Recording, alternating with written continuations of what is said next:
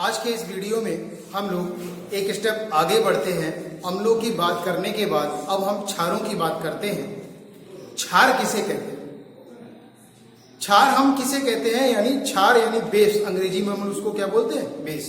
Base क्या है? वे यौगिक जो जल या जलीय विलयन में हाइड्रोक्साइड आयन देते हैं, OH नेगेटिव आयन देते हैं, इसके अतिरिक्त कोई दूसरा ऋण आयन नहीं देंगे। क्षार कहना मतलब क्या हुआ इसका? कि ऐसे पदार्थ जिन्हें हम जल या जलीय विलयन में घोलते हैं तो वह उस विलयन में हाइड्रोक्साइड आयन मुक्त करते हैं और इसके अलावा कोई दूसरा ऋण आयन नहीं देंगे। बात समझ में आई ना? सभी क्षार जो होते हैं वो जल या जलीय विलयन में क्या देंगे? Hydroxide ion. मैं एक एग्जांपल के तौर पे आपको दिखा सकता हूं। अगर हम NaOH की बात करें, एक प्रबल क्षार है और बहुत कॉमन है क्षारों में। अगर NaOH को ले तो NaOH आपको क्षारीय रूप में जब भी डिवाइड होगा तो पॉजिटिव प्लस OH नेगेटिव इसमें टूट जाएगा। माने ये क्या? हाइड्रोक्साइड आयन, हाइड्रोक्साइड आयन, ठीक है ना? और ये सोडियम आयन। तो देखो इसने जल या जलीय विलयन में घुल करके क्या दिया? केवल OH नेगेटिव आयन दिया। यानी ये दूसरा कोई और ऋण आयन नहीं देता। इसका मतलब क्या हुआ? ये इसके अतिरिक्त अन्य कोई दूसरा ऋण आयन नहीं दे रहा। हाइड्रोक्साइड आयन कहलाएगा। यहां पर आप देख सकते हैं सोडियम हाइड्रोक्साइड Na पॉजिटिव और OH नेगेटिव आयन देता है। इसके अतिरिक्त कोई दूसरा आयन कोई भी होगा, KOH ले सकते हैं, KOH। ये भी क्या करेगा? ये पोटेशियम आयन और OH नेगेटिव आयन देगा। ये भी हाइड्रोक्साइड है, ठीक है ना? CaOH का होल ट्वाइस, ये भी कैल्शियम हाइड्रोक्साइड है। तो ये क्या करेगा? कैल्शियम आयन और OH नेगेटिव दो आयन देगा। मैग्नीशियम का देख सकते हैं MgOH का होल ट्वाइस क्या दे देगा? Mg पर plus 2 plus OH negative ion कितने? 2। तो देखो सभी क्या कर रहे हैं? ये हाइड्रोक्साइड आयन दे रहे हैं। ऐसी स्थिति में यहां पर कोई भी आयन आप लेंगे तो ये हाइड्रोक्साइड आयन ही देगा, अन्य कोई दूसरा ऑक्साइड हाइड्रोक्साइड आयन नहीं देगा। मतलब ऋणात्मक रूप में सिर्फ मिलेगा तो हाइड्रोक्साइड आयन ही मिलेगा। तो यहां पर हम लोग बात करते हैं परिभाषा की, तो आप लोग परिभाषा देख सकते हैं। क्षारक माने बेस किसे कहते हैं? वे यौगिक जो जल या जलीय विलयन में हाइड्रोक्साइड आयन या ऋण आयन देते हैं, इसके अतिरिक्त दूसरा कोई भी ऋण आयन नहीं देते हैं, क्षारक कहलाते हैं। एग्जाम्पल के रूप में आप देख सकते हैं NaOH, KOH, NH4OH, CH का होल ट्वाइस, MgOH का होल ट्वाइस, एक्सेट्रा। आगे आप लोग देखिएगा कि एक नोट पॉइंट है। यहां पर हम एक बात कहते हैं कि सभी क्षार क्षारक होते हैं लेकिन सभी क्षारक क्षार नहीं। उसका कारण क्या है? क्योंकि जो जल में विलेय हैं क्षार, उन्हें हम क्या कहते हैं? क्षार कह देते हैं। और जो जल में अविलेय हैं उन्हें हम क्या कहते हैं? क्षारक कहते हैं। इसका मतलब क्या हुआ? नोट पॉइंट में लिखते हैं, वे क्षारक जो जल में विलेय हैं उन्हें क्षार कहा जाता है। क्या कहा जाता है? क्षार कहा जाता है। ध्यान रखें इस बात का। वे क्षारक जो जल में विलेय हैं उन्हें क्षार कहा जाता है। और इसीलिए एक बात कही जा सकती है कि सभी क्षार क्षारक होते हैं किंतु सभी क्षारक क्षार नहीं, क्योंकि कुछ क्षारक ऐसे भी होते हैं जो जल में विलेय नहीं होते हैं। इसी के आधार पर एग्जाम्पल अगर आप देखें तो जल में विलेय क्षारक हैं, माने ये जितने भी हैं जल में विलेय क्षारक हैं, इनको क्षार भी कहा जा सकता है। क्या कहा जा सकता है? क्षार भी कहा जा सकता है। क्योंकि NaOH जल में विलेय है, Na2O ये भी जल में विलेय है, K2O ये भी जल में विलेय है, KOH जल में विलेय है, ये अमोनियम हाइड्रोक्साइड ये जल में विलेय है, कैल्शियम ऑक्साइड जल में विलेय है, कैल्शियम हाइड्रोक्साइड ये भी जल में विलेय है। तो ये क्षार में आते हैं। किसमें आते हैं? क्षार में आते हैं। क्योंकि क्या है? ये जल में विलेय है। और जो जल में अविलेय हैं उन्हें क्षारक कहते हैं, क्योंकि वो पहले से भी क्षारक है। तो ये आयरन ऑक्साइड है जो FeO और Fe3O4 के रूप में पाया जाता है। ये जिंक ऑक्साइड है ZnO और ये एल्यूमिनियम ऑक्साइड है Al2O3। इस प्रकार से ये क्षारक कहलाते हैं। आदि और भी हो सकते हैं इसके द्वारा। तो ये हो गए आपके क्षारक। अब हम लोग पढ़ेंगे क्षारकों के गुण। तो देखिए यहां पर हम लोग क्या कर रहे हैं, क्षारकों के गुण लिख रहे हैं। क्षारकों के गुण में क्या लिखेंगे, ये स्वाद में कड़वे होते हैं। अगर आप क्षारकों का टेस्ट लें तो पहली बात तो इनको सीधे स्वाद इनका जीभ से नहीं चखना चाहिए, लेकिन फिर भी इनको डाइल्यूट करके अगर आप चखेंगे तो आपको स्वाद में कैसे लगेंगे, कड़वे मिलते हैं, कसैले होते हैं, स्वाद में जीभ में जलन से उत्पन्न करते हैं, तीक्ष्णता दिखाते हैं।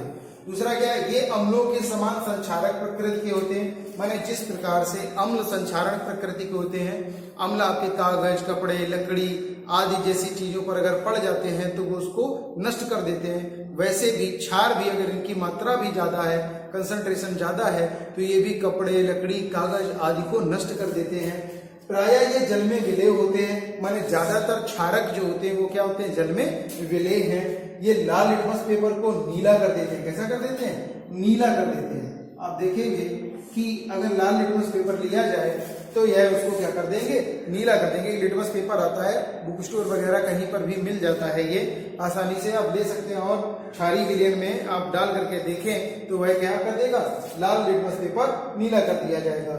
ये साबुन की तरह चिकने होते हैं। कैसे होते हैं, साबुन की तरह चिकने होते हैं। अगर क्षार का विलयन फिनाफ्थलीन सूचक डाल करके यूज किया जाए तो यह फिनाफ्थलीन को क्या कर देता है, गुलाबी रंग का कर देता है। ये भी एक है। तो ये हो गए आपके क्षारकों के गुण। अब हम लोग जो पढ़ेंगे नेक्स्ट वो है क्या, क्षारकों की रासायनिक गुण। तो आप लोग हेडिंग डाल लीजिए, क्षारकों के रासायनिक गुण। क्षारकों के रासायनिक, ठीक है। तो आइए अब हम लोग बढ़ते हैं अपने नेक्स्ट टॉपिक की ओर। वो क्या है, क्षारकों के रासायनिक गुण। माने अब हम क्या देखेंगे, क्षारकों के रासायनिक गुण क्या होते हैं। तो क्षारक विभिन्न पदार्थों के साथ किस प्रकार की अभिक्रिया प्रस्तुत करते हैं, उसमें हम देखते हैं धातुओं से क्रिया। अगर क्षारकों की क्रिया धातुओं से कराई जाए तो क्षारक जो होते हैं वो धातुओं से क्रिया करके हाइड्रोजन गैस को उत्पादित करते हैं, लेकिन यह क्रिया सभी धातुओं के साथ नहीं होती है। माने अगर धातुओं के साथ कराएं तो सभी धातु ऐसा अभिक्रिया प्रस्तुत नहीं करते हैं। तो धातुओं से क्रिया करके ये हाइड्रोजन गैस मुक्त करते हैं, किंतु यह क्रिया सभी धातुओं के साथ नहीं होती है। फॉर एग्जाम्पल के लिए जैसे हम जिंक ले लें तो जिंक की अभिक्रिया सोडियम हाइड्रोक्साइड से कराएं तो सोडियम जिंकेट प्राप्त होता है और हाइड्रोजन गैस मुक्त हो जाती है। आप लिख सकते हैं Zn+2 NaOH चेन Na2ZnO2+H2 माने हाइड्रोजन गैस। अब देखेंगे अधात्विक ऑक्साइडों के साथ अभिक्रिया। अगर हम क्षारकों की अभिक्रिया अधात्विक ऑक्साइड से कराएं, माने जो ऑक्साइड है अधात्विक ऑक्साइड है उनके साथ अभिक्रिया कराएं तो ये क्या देंगे, तो ये अधात्विक ऑक्साइडों से क्रिया करके कार्बोनेट या लवण बनाते हैं। माने क्या हुआ, अधात्विक ऑक्साइडों से क्रिया करके ये लवण और जल का निर्माण करते हैं। ये आपको पता होना चाहिए कि जो भी कह सकते हैं कि क्षार है वो अधात्विक ऑक्साइडों से क्रिया करके क्या बनाते हैं, लवण और जल बनाते हैं। एग्जाम्पल के रूप में जैसे अगर हम कार्बन डाइऑक्साइड से क्रिया कराएं किसकी, क्षार की, तो क्या देखेंगे कार्बन डाइऑक्साइड कैल्शियम हाइड्रोक्साइड से अभिक्रिया कर रहा है और क्या बना रहा है, कैल्शियम कार्बोनेट जो एक लवण है, और दूसरा क्या बना रहा है, जल। क्या बना रहा है, जल। ये लिक्विड कंडीशन में है। तो अधात्विक ऑक्साइड कार्बन डाइऑक्साइड से क्रिया करके लवण बनाते हैं, माने कैल्शियम कार्बोनेट बना दिया और ये जल बना दिया। दूसरा देख सकते हैं एग्जांपल के रूप में, अगर सोडियम हाइड्रोक्साइड की अभिक्रिया कार्बन डाइऑक्साइड से कराई जाए तो क्या बनेगा, सोडियम कार्बोनेट प्राप्त होता है, माने Na2CO3 बनेगा और क्या बनेगा, जल बनेगा। ये भी लवण है, ये लवण है और ये जल है। अब देखिए अम्लों के साथ अभिक्रिया कराते हैं तो क्षारक जब भी कभी अम्ल से क्रिया करते हैं तो क्षारक अम्ल से क्रिया करके क्या बनाएंगे, क्षारक अम्ल से क्रिया करके हमेशा लवण बनाते हैं और जल का निर्माण होता है। ये बात ध्यान रखिएगा, अम्ल और क्षारकों की जो क्रिया होती है उससे लवण बनता है और जल बनता है, जिससे अम्ल और क्षार दोनों का प्रभाव जो होता है वो नष्ट हो जाता है। इसीलिए इसे उदासीनीकरण क्रिया भी कहते हैं। तो क्या है, अगर अम्लों से क्रिया करके लवण, अगर अम्लों से ये क्रिया करें तो क्या बनाएंगे, लवण तथा जल बनाते हैं, जिससे अम्ल का प्रभाव नष्ट हो जाता है। इसे उदासीनीकरण अभिक्रिया भी कहते हैं, माने उदासीनीकरण अभिक्रिया कहलाती है।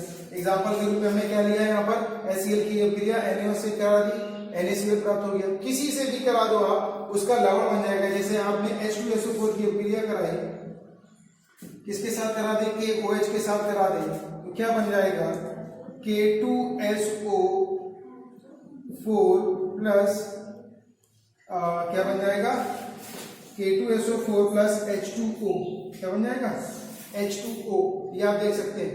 तो यहां पर आपने जल बनते हुए देखा और ये बना पोटेशियम सल्फेट, सल्फ्यूरिक अम्ल की अभिक्रिया KOH के साथ कराई थी। तो जितनी बार भी आप अम्लों को लेंगे, अलग अलग अम्ल लवणों क्षारों से क्रिया करके लवणों का ही निर्माण करेंगे। आप इसे नोट कर लीजिए। आगे का एक और टॉपिक है वो हम अभी लिखते हैं। तो देखिए अब हमारा दूसरा क्या है, वसा से अभिक्रिया। वसा से अभिक्रिया करके क्षार वसा तेलों से अभिक्रिया करके ग्लिसरॉल क्या बनाएंगे, ग्लिसरॉल या फिर साबुन बनाते, मतलब ग्लिसरॉल के साथ साथ में साबुन का निर्माण करते हैं। किसी एक वसा के अणु को लेकर के हमने ये लिया, ये वसा का एक अणु लिया जो ईस्टर ग्रुप जिसमें जुड़ा हुआ होता है और NaOH से अभिक्रिया करा दी, KOH से भी करा सकते हैं। आपने NaOH से अभिक्रिया कराई तो क्या हुआ, ग्लिसरॉल प्राप्त हुआ, ये ग्लिसरॉल का सूत्र लिखा हुआ है, और प्लस साबुन प्राप्त हो जाता है। साबुन इसी को ही कहते हैं, ये आपका साबुन का सूत्र है RCOONA, ये साबुन का सूत्र है। आइए हम लोग बढ़ते हैं उपयोग की तरफ। क्षारकों के उपयोग क्या है, तो इसका उपयोग प्रयोगशाला में अभिकर्मक के रूप में किया जाता है। जैसे सोडियम हाइड्रोक्साइड KOH और NH4OH का उपयोग अभिकर्मक के रूप में किया जाता है। दूसरा क्या है, साबुन आदि के निर्माण में, देखो साबुन के निर्माण की क्रियाविधि हम लोगों ने देख ली। जल की कठोरता को दूर करने में किया जाता है, क्या किया जाता है, इसका उपयोग जल की कठोरता में दूर करने में किया जाता है। आप लोगों ने देखा होगा कि बहुत सारी ऐसी जगह है जहां पर कठोर जल निकलता है, जिनमें साबुन झाग देने पर झाग नहीं बनाता है या फेना नहीं देता है, वो कठोर कह सकते हैं जल होता है, जबकि जो सामान्य जल होता है वो काफी मात्रा में झाग देता है। तो कठोर जल की ये पहचान होती है। जैसे तो लवण जो होते हैं वो क्या करते हैं, जो साबुन वगैरह होते हैं इसलिए इसमें घोले जाते हैं, जिससे क्या होता है, जल की कठोरता दूर हो जाती है और कपड़े साफ हो जाते हैं। लवण बनाने में इसका उपयोग किया जाता है, साल्ट बनाने में, और ब्लीचिंग पाउडर के भी निर्माण में किया जाता है। चमड़ा उद्योग में भी इसका इस्तेमाल किया जाता है, माने चमड़ा उद्योग में किया जाता है। अम्लों और क्षारों की उदासीनीकरण क्रिया के रूप में इसका प्रयोग किया जाता है। मतलब क्या है कि अम्ल और क्षार आपस में क्रिया करके उदासीन हो जाते हैं, तो अगर अम्लों की अम्लता हो तो उसको दूर करने के लिए इसका प्रयोग किया जा सकता है। कैसे किया जाता है, जैसे क्षार से हमने क्या बना लिया, अम्ल और क्षार से लवण बनाया, और लवण क्या करते हैं, जैसे सोडियम कार्बोनेट या सोडियम बाइकार्बोनेट। तो सोडियम बाइकार्बोनेट का प्रयोग हम लोग जैसे इनो वगैरह होते हैं उसमें प्रयोग करते हैं, और पेट की एसिडिटी को खत्म करने के लिए इनो का प्रयोग किया जाता है। तो ये क्षारों के उपयोग हो जाते हैं, ठीक है ना। तो यहाँ से एक टॉपिक आपका क्षारकों का यहाँ से समाप्त हो जाता है। धन्यवाद।